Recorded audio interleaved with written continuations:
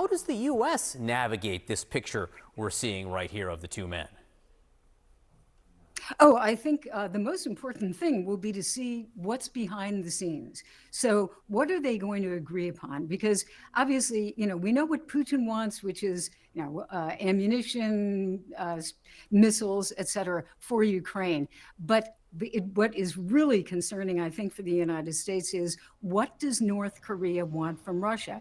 And we know it is definitely high tech, and it would be used for military purposes in the air, on the land, and in the sea. And that has to be concerning to the United States, there's no question.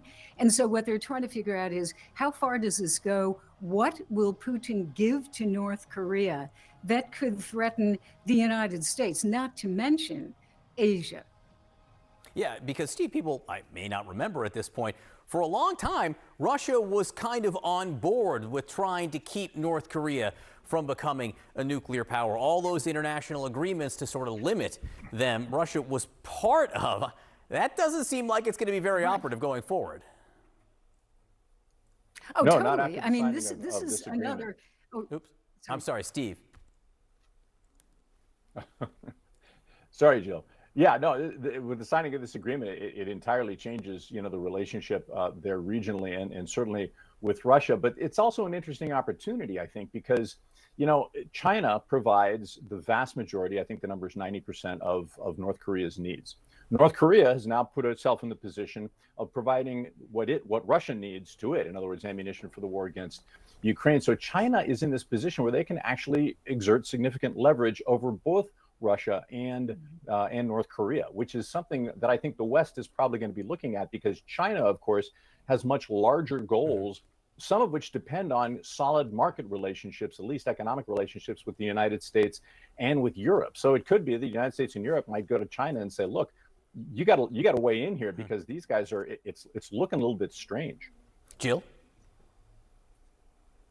Yeah, I think, if you look at this relationship, one of the really important parts of this is Russia looking at North Korea, which is a rogue state, but in the context of other countries that they can leverage. They've got Iran over here, China over here, although I would argue China is different. A more sophisticated relationship, but definitely Iran, North Korea, all of the, to coin a phrase, no good nicks in the world, they will leverage to make difficulties for the United States. And if they can do that, individually, they're not that powerful, but combined, they could create a lot of mischief for the United States. And this is one of the problems. I think, again, we go back to Ukraine.